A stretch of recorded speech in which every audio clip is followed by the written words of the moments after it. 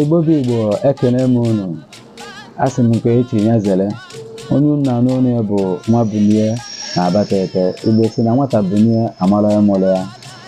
Asị m ya dịrị anyị mma.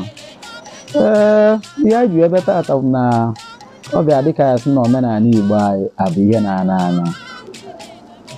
Anyị sị na adịghị adịrọ mma. Na anyị ga-eme ihe anyị kwesịrị na anyị ga-eme ka omenala Igbo na-achịtekwa maka na omenala Igbo anyị bụ ife eji mara anyị. Nke mbụ ka anyị bidogoro n'asụsụ Igbo.